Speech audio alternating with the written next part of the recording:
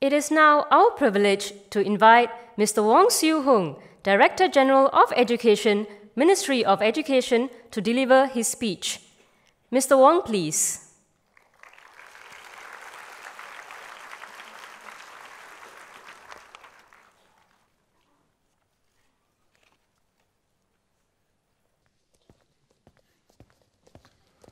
Right, good morning, colleagues in education. I must start by really complimenting and thanking the colleagues and students from Grace Orchard for their spectacular performance. Don't you agree with me? And it's going to be a hard act to follow. Look at the kind of props they have and this little one that I have. But I'll try. I happened to come across this interesting teaching and learning activity that uses a very simple cube. And this is my teaching aid for today. Basically, cube, 6 sides, and there are 6 pictures there. So I will toss it. And what comes out at the top? Picture of a laptop. Picture of a laptop. I get it magnified so that all of you can see it because it's a large audience. If it's a class of 20 or 40, it'll be easy. This picture, take a look at it. Look at the image. Think of all the imageries that come to your head. Okay? Based on this picture, I want you to reflect upon the question I have for you. And the question is, what is the relationship between teaching, as you know it, as you experience it, as you practice it, and the picture that I've shown you? I'll give you a minute for that. Think about it. Laptop, teaching.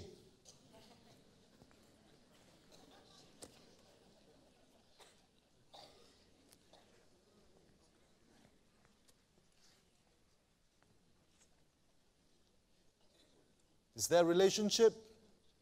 What is the relationship?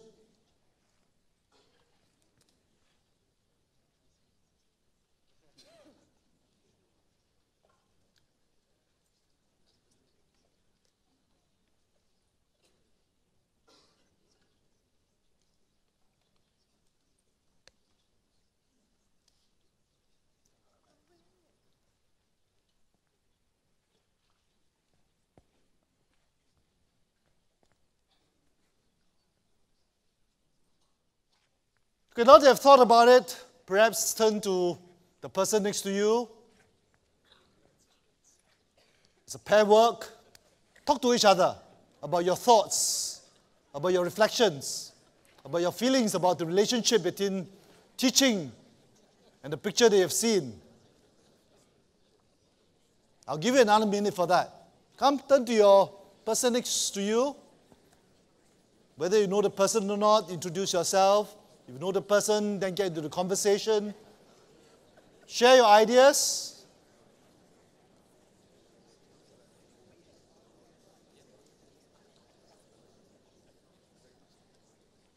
Do a think, pair, share.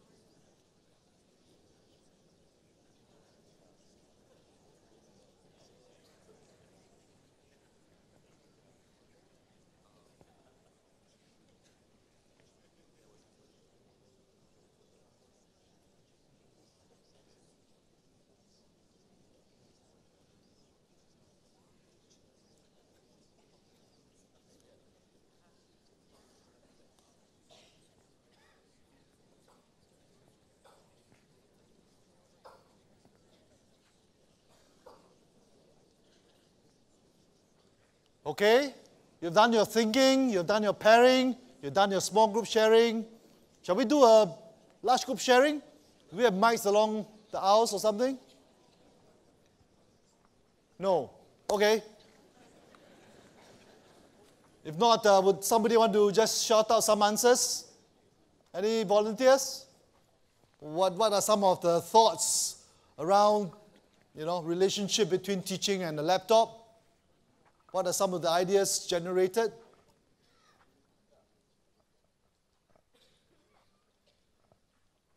Anybody? Volunteers? Jeffrey, thank you so much for volunteering. Just shout out your answers since there's no mic, and I will then amplify it on your behalf. Well, it's a different way of exploring knowledge or creating knowledge. Okay, so the relationship between the two is a different way of exploring knowledge. Somebody else? I know my eyesight is not very good. I can see the front. Oh yes, there's a volunteer. Hang, yes. Hang Kim Hu. I was sharing my colleagues. It's almost my life now. First I put on my hat. Actually, I'm a mathematician. So to me, this machine at 8:30 p.m. to 10:30 p.m. is the time when I do my maths. I have my documents, my problems. I open up my email. Some of my students send me the queries of the problems they have. In that laptop sits all my ebooks and all my data. So I just imagining, what about my students? And that is the kind of life they probably will be leading, right? In terms of learning. What about the connections with my friends overseas? And sometimes, occasionally, I time in such a way that my friend overseas want to discuss a math problem with me, we Skype. And so on and so forth. Right. So that's my experience. Right, thank you very much. So for Hang, the laptop and teaching is totally related because the laptop is his life and so is teaching. So the connection is deep and total. Yes, I think it seems that it's a fairly simple relationship. But what are we doing here? This is a instructional approach that I just came across recently, and it's called visual synaptics. Some very big words. The word synaptics apparently was coined by two industrial psychologists. I believe they're American. William Gordon and George Prince. And they use this to try and help people generate ideas, learn problem-solving skills, do synthesis of ideas and knowledge in their work. And it came from basically two Greek words, syn meaning bringing together, ethics meaning bringing diverse elements together in a very visual way. It is an interesting tool. It is something that we could possibly use in our classroom, especially as we try and engender high-order thinking skills, getting the students into deeper discussion about abstract concepts, trying to get them to do more metaphorical thinking. Whether you are using Mazzano's framework or dimensions of learning, where he talked about critical and creative thinking skills, or if some of you are more proponents of Costa's habits of learning, where he talks about thinking flexibly, where he talks about responding with wonderment, or just when he talks about creating, innovating, imagining. I think this tool in the classroom can do many, many interesting things to try and promote some of these skills. So whether in an English language class where we are trying to get our students to generate ideas, to test and to practice their oral communication skills, or even to extend that into some kind of writing, or in a social studies class, or in a subject like my history, where we talk about parliamentary democracy. Visual synetics allows the opportunity to really prompt the students and get the students to explore ideas and then attempt to synthesize them through looking at relationship, familiar or otherwise. Or in subjects like guidance, where you're helping our students explore social-emotional learning, explore, possibilities into the future. Such a tool gives them the opportunity to think very, very broadly, very, very widely. Or even for mathematics and science, I don't know. The mathematics and science teachers out here, is it applicable for a subject like mathematics and science? I see some nods. I'll leave you with those thoughts. But my point is that a simple tool like a cube combined with visual synetics provide us opportunities to think about what we can do in our classroom. On that note, I'd like to join Professor Tan Woon Seng to welcome all of you to this 7th International Conference on Redesigning Pedagogy. I'd like to, in particular, welcome all our international friends who have joined us from far away, traveling all to Singapore to try and learn about what we do in Singapore and to learn from each other what we can do about our professional work in the classroom. I'd like to warmly welcome you to Singapore. I hope that my little gig here is useful in terms of illustrating the point about this conference. This conference is about redesigning pedagogy. And I hope that this little thing that I do here exemplifies the theme that we are on: creativity, innovation, values. This theme, and in many ways, of course, this conference, which has been running for 7 years now, has a lot of relevance, is totally apt. The world that we live in today has become increasingly uncertain. The events of the last few months and in the last year in particular, and because I'm a mere civil servant and I won't be involved in the politics, I shan't mention names or events, but you know what I'm referring to. Some of these international events happening many, many kilometers away from where Singapore is have a tremendous impact on the world and on what is happening in Singapore as well. So our students, as we think about their future and as we think about how we prepare them for the future, are faced with tremendous uncertainty, a lot of unpredictability in this much more complex world. Driving forces like globalization, the advancement of technology, do not help in the cause. Shifting demographics, the way that the profile of our students, the profile of societies have changed, makes it much, much more complex in each and every of our classroom that we're working within. So how do we prepare our students for such a future? They will need definitely stronger fundamentals of literacy, numeracy. They need to definitely be able to use language or use languages much more competently. They need to have a higher level of numeracy. They need the stronger fundamentals of values to be able to withstand the complexities around them. They need social, emotional competencies, resilience, sense of responsibility, ability to respond in ways that we can never imagine it to be. So it is a very complex world. It is a complex world that our students have and will inherit into the future, and we need to prepare them for that. So what is our professional response? And that is a big, big question.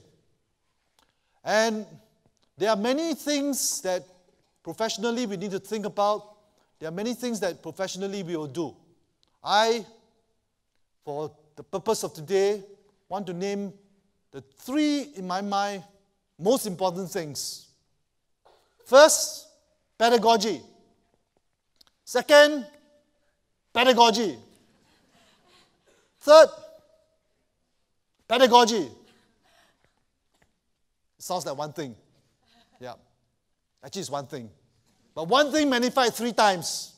And that is my way of telling you how emphatically convinced I am that in the next phase of our professional work, of how we need to help our students with a very complex future, is really the need for us to focus on our pedagogy in our classroom, because how our students learn, what they learn, how they learn it, how deeply they learn it, will determine the way they see the world, the way they learn about the world, the way they respond to the world.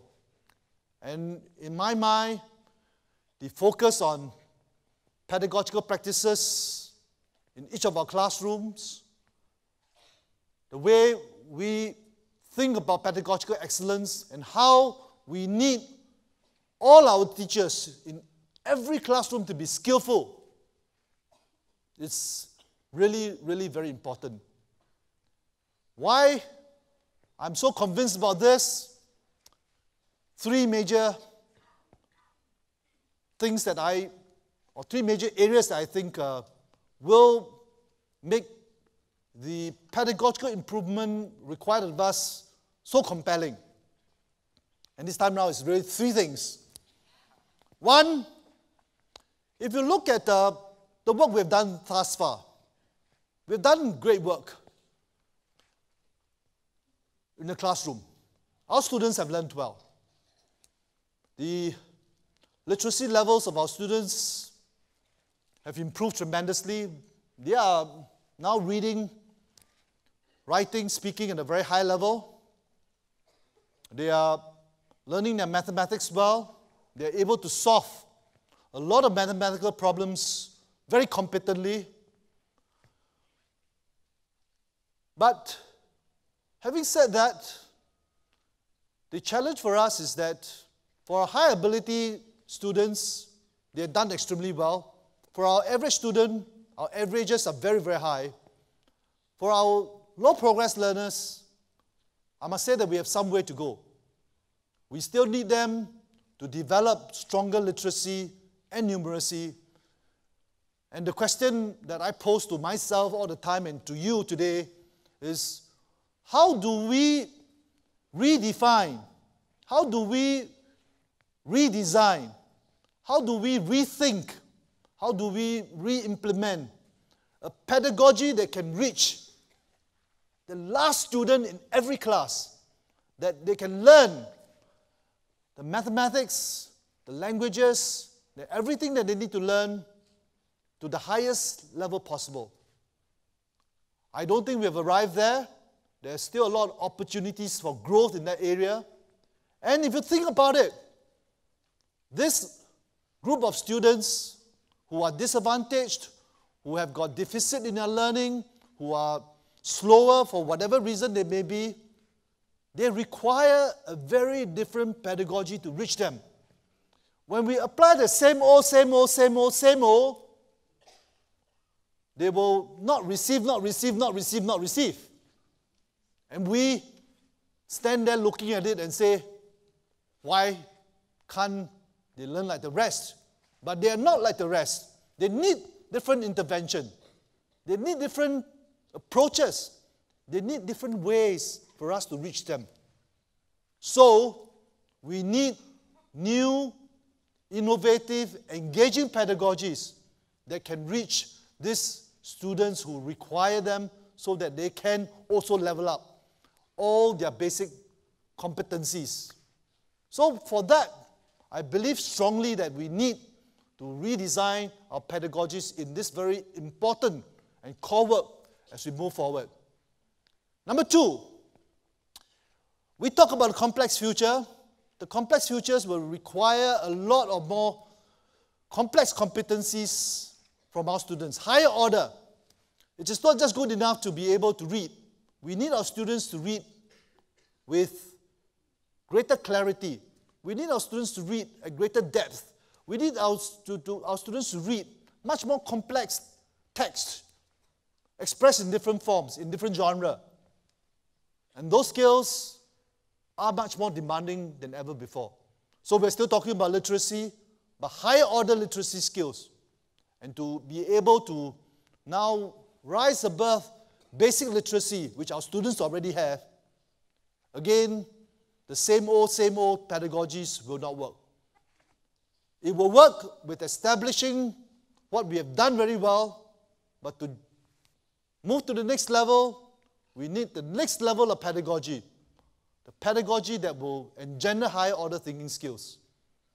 My simple exemplar today of visual synetics is a pedagogical practice that attempts to try and generate a lot more creative outputs from the students. So they are not just writing simple prose. They are not just writing the usual stories that we ask them to write. We are trying to get them to express abstract ideas, to go into persuasive writing that requires a much higher order, a much higher level of competencies needed. How do we do this? Via all these new pedagogical practices that we need to implement within our classroom. So this requires a lot of thinking on our part. Again, the redesigning, the replanning of the classroom work that we need to do. And thirdly, for the future again, we have talked a lot about 21st century competencies, the kind of skills that our students will need. Be it multicultural literacies that is a requirement as a result of a much more cosmopolitan society that we live in, as a result of the globalization that will bring our students to work all over the world. We need our students to develop those soft skills of communication, of strong understanding across culture, of teamwork with different types of people, with different backgrounds, critical and creative thinking of problems that they've never seen before, identifying them, solving them, developing ideas, developing solutions. 21CC requires new pedagogy. The established pedagogies that we have worked tremendously well for developing basic competencies. But with 21CC, developing teamwork, developing much more creative ideas from our students require different treatment in the classroom. So for all this very compelling reason, I'm standing in front of you entreating all of us to take a good look at our pedagogical practices in the classroom and ask ourselves whether we can move forward with much more innovative pedagogy, much more engaging pedagogy, much more productive pedagogy, moving the classroom away from the tradition by which we were all taught once upon a time, and which will still serve its purpose, but will need to be complemented with new pedagogies and different pedagogies that will meet the needs of this current moment and for the future.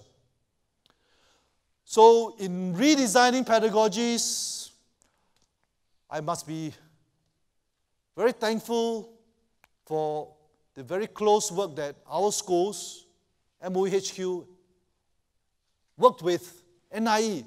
Because in NIE, we have colleagues who have been instrumental in pre-service training for all our teachers coming to serve in our schools. We are in particular also very thankful to NIE for having developed very deep research capabilities that can help us inform our practices in the classroom. And in a conference like this, I'm particularly very thankful for all our colleagues in schools, our teachers, who have been dabbling into action research. Because when research and researchers are focused directly on the core work that happens in the classroom, this is when improvement in pedagogy and in the work of the classroom will happen. I do not take all these things for granted. I'm very thankful for all this. We have put in a lot of structure, systems and processes in place. We've invested heavily in research. As Professor Tan Mun Sing has alluded to earlier, we started with $48 million way back in 2002. And now, 15 years on, having invested in 3 tranches, each one going up each time, and now we're standing at about 100 million, and now looking at the 4th tranche of research money that will continue to support how research can inform our practice in the classroom, our policies in HQ. We want to really take a conference like that to advocate how research must continue to focus on the pedagogical practices in the classroom and in the core instructional work that happens, and inform us so that we continue to improve our pedagogical practices so that we all can become better teachers for our students. And the collaboration, the synergy between MOE and NIE have been tremendous over the last 50 years that has led us to where we are today. This synergy, this nexus, very, very tight nexus between research and practice, between the MOE and NIE, particularly in the last 2 years, in a particular area of work, has led us to one very important development. And this is a piece of work that I want to share with you today that will allow us to enhance and continue to focus on this key thing that we're talking about: pedagogy, pedagogy, pedagogy. And this piece of work that we've been doing, MOE and NIE together, is something we call the Singapore teaching practice. This is our effort to develop a Singapore model of teaching and learning. We have done this very well for the last 50 years.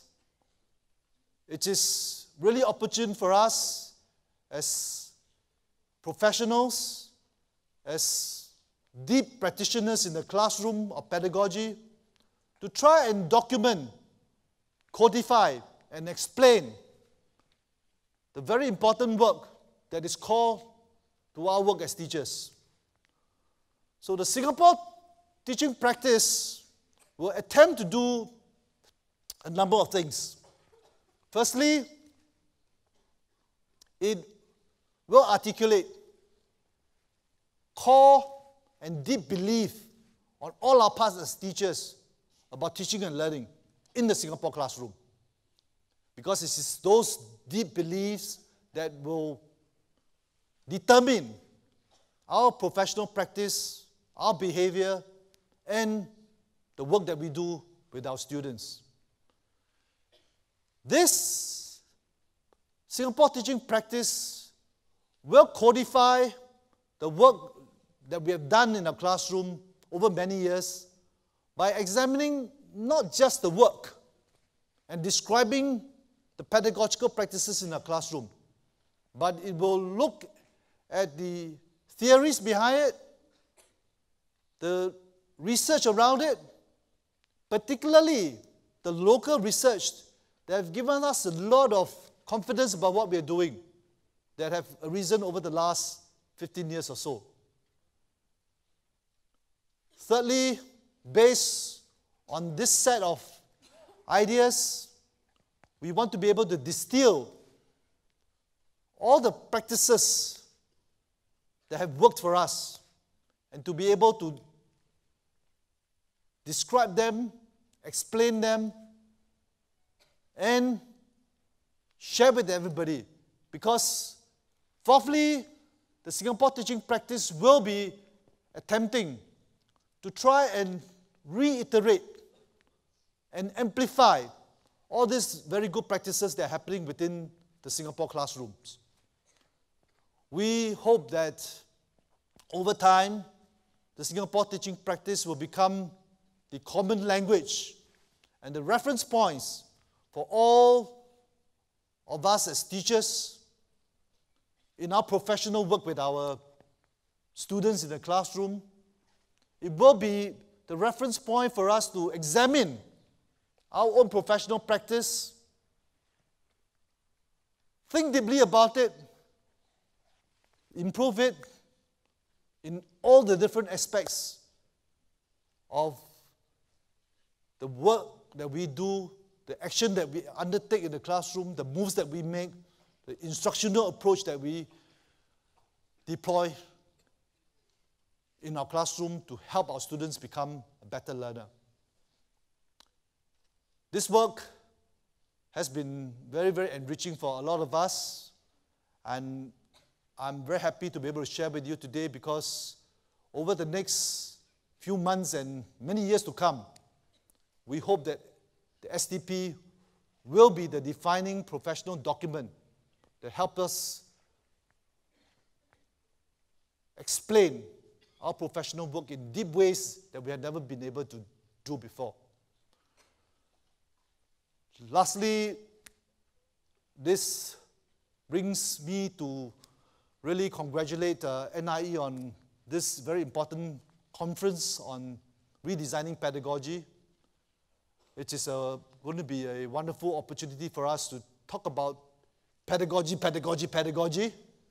and for us to really think about how important it is for us to redesign them, and in the context of the Singapore teaching practice, what that means. And I'm very, very sure that you will be able to have a very, very successful conference, and you will be able to interact with each other in a very meaningful, professional way, because that's what you're here to do. So, finally, back to my cube. Since I brought it here, I better make use of it, right? As an illustration of how a very simple pedagogical tool can be used to arouse interest, and that's what I did at first. Now, I use this as the exit strategy for my final part of my lesson. Again, I'll throw the cube, and it ends up with a picture of a bee and a flower. Nice picture. And I'll ask you, based again on the image and the imageries that float around your head, the exit question, and the exit question is, what do I hope to achieve through my participation in this conference as expressed through this picture of the bee and the flower? I'll give you a minute for that. Think about it.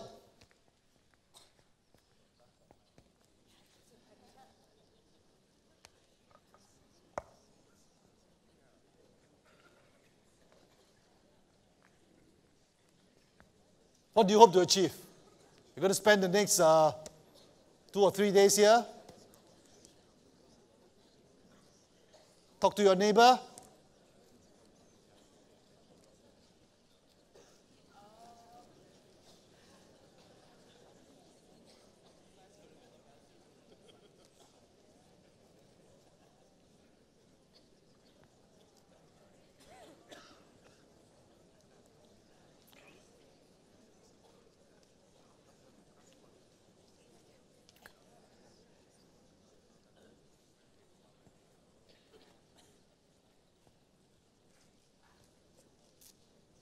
Okay? I will not ask you all to share.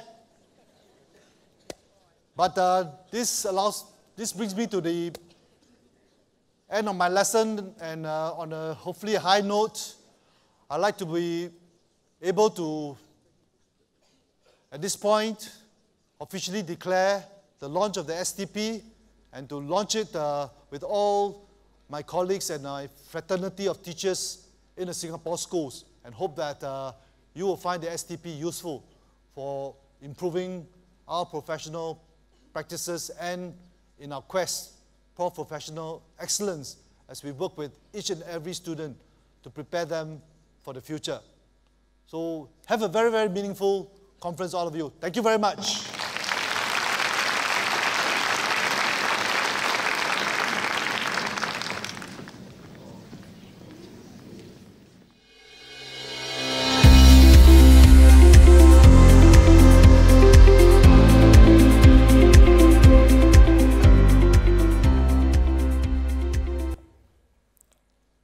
Thank you, Mr. Wong. The Singapore teaching practice aims to help us realize our deepest aspirations as teachers. The following video, designed and produced by colleagues from the Ministry of Education, shows just how the Singapore teaching practice is a gift to all our teachers who lead, care, and inspire our students every day. Let's sit back and enjoy the video.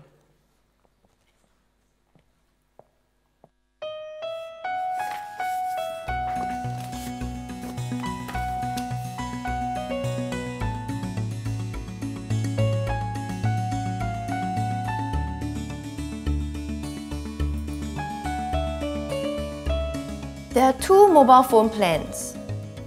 Which plan should I choose? Plan A costs $30 each month, comes with 2 GB of mobile data. Plan B costs $40 each month with 3 GB.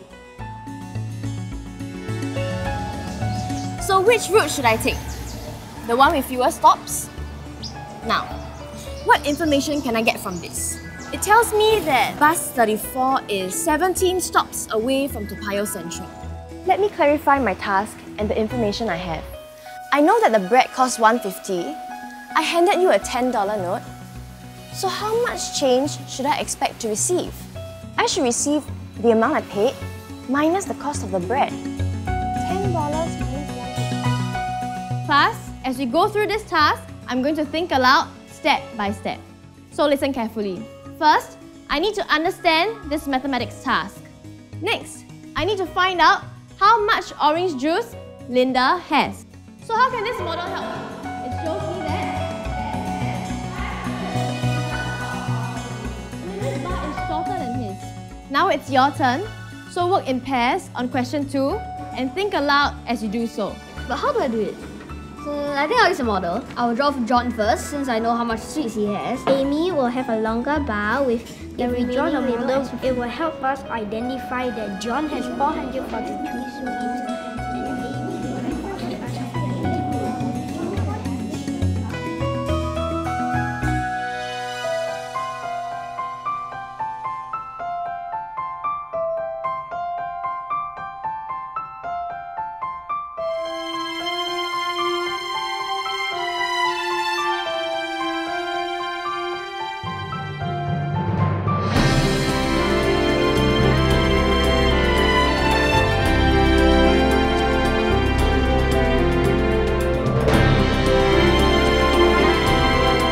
Take out a piece of paper and divide it into 3 columns. The 3 components of the KWL help students to integrate the concept into their existing schema. I have some information I've gathered from the internet. I'm going to demonstrate how we can use this information.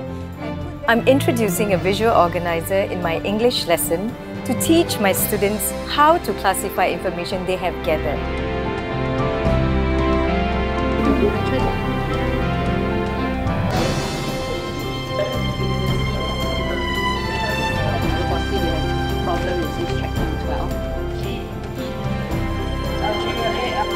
Today we will learn about the legacies of the ancient civilizations. In your groups, I want you to discuss the advantages and disadvantages.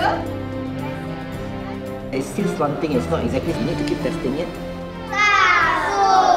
棒棒棒，你真棒，送你一支棒棒糖。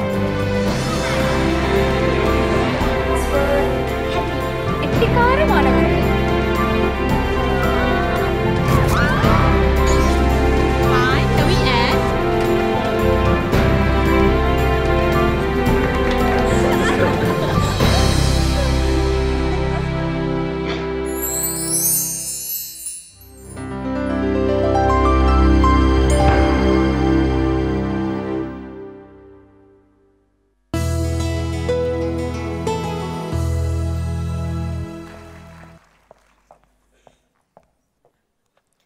We would now like to invite Professor Tan Un Seng, Director NIE, up on stage to deliver a token of appreciation to Director General of Education, Mr. Wong Siew Hoong, for officiating the opening ceremony.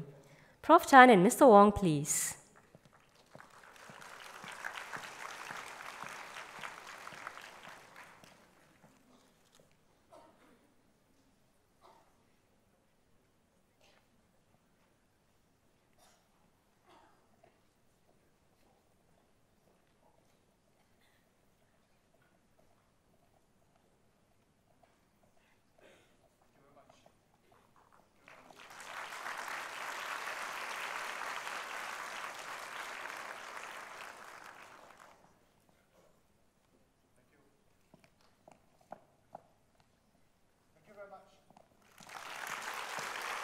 Thank you, Prof. Tan and Mr. Wong. Ladies and gentlemen, this concludes our opening ceremony, and we thank all our guests for your presence.